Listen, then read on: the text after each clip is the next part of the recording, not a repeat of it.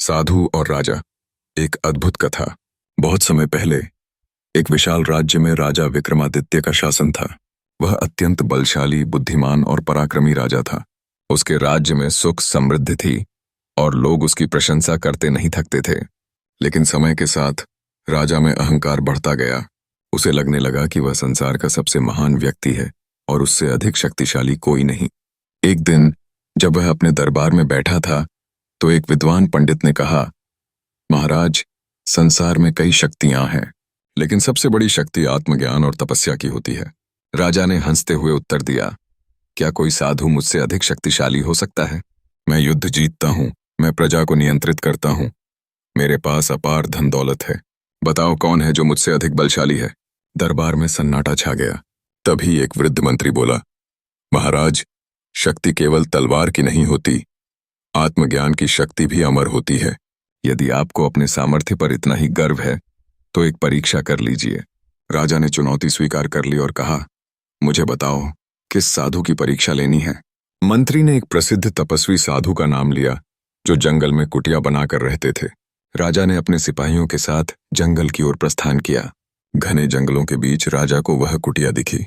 साधु ध्यान में बैठे थे। उनकी आंखें बंद थीं और चारों ओर एक दिव्य प्रकाश फैला हुआ था।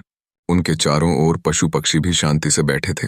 राजा ने मुस्कुराते हुए कहा, साधु बाबा, मैंने सुना है कि आपके पास दिव्य शक्तियां हैं, लेकिन मैं देखना चाहता हूं कि क्या आप मुझसे अधिक शक्तिशाली हैं? साधु ने आंखें खोलीं। उनकी दृष्टि अत्यंत शांत थी। वे बोले, राजन, शक्ति का अर्थ केवल विजय या शासन करना नहीं होता। वास्तविक शक्ति आत्मनियंत्रण और धैर्य में होती है। राजा ने हंसकर कहा, यदि आप मुझसे अधिक शक्तिशाली हैं तो यह सिद्ध करिए। साधु मुस्कुराए और बोले, राजन, परीक्षा के लिए आपको एक रात मेरे आश्रम में बितानी होगी। यदि आप यह कर सके तो मैं मान जाऊंगा कि आप वास्तव में शक्तिशाली हैं। राजा को यह चुनौती सरल लगी और उसने स्वीकार कर लिया। रात हुई, जंगल में नीरवता छा गई। राजा अपनी तलवार के साथ साधु की कुटिया में सोने चला गया। आधी रात को अचानक उसे अजीब आवाजें सुनाई देने लगीं। पहले हल्की फुसफुसाहट, फिर धीरे धीरे वह चीखों में बदल गईं। राजा उठा और तलवार निकाल ली। सामने उसने देखा एक भयानक आकृति जिसकी लाल चमकती आंखें थीं और शरीर विशालकाय था। वह एक दानव था। दानव हंसा और बोला, राजा विक्रम, तुम्हारा अंत समीप है।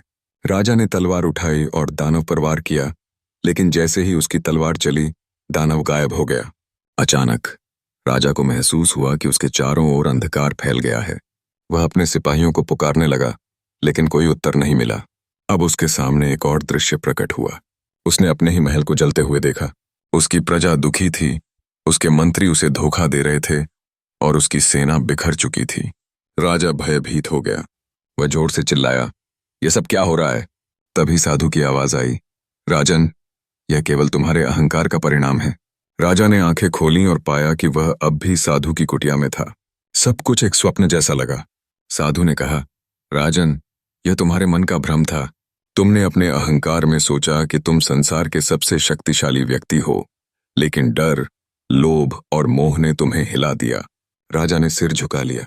उसे एहसास हो गया कि वास्तविक शक्ति धन या तलवार से नहीं, बल्कि आत्मनियंत्रण और ज्ञान से मिलती है। उसने साधु के चरणों में गिरकर कहा, हे गुरुदेव, कृपया मुझे सच्चा ज्ञान प्रदान करें। साधु ने आशीर्वाद दिया और राजा को सच्ची शक्ति का मार्ग दिखाया। इसके बाद राजा ने अपने जीवन में परिवर्तन किया। उसने अहंकार त्याग दिया, प्रजा की भलाई के लिए काम किया और एक महान राजा बना। सीख, इस कहानी से हमें यह सीखने को मिलता है कि सच्ची शक्ति बाहरी नहीं बल्कि आंतरिक होती है। अहंकार का नाश आवश्यक है और आत्मज्ञान ही मनुष्य को सच्ची महानता प्रदान करता है।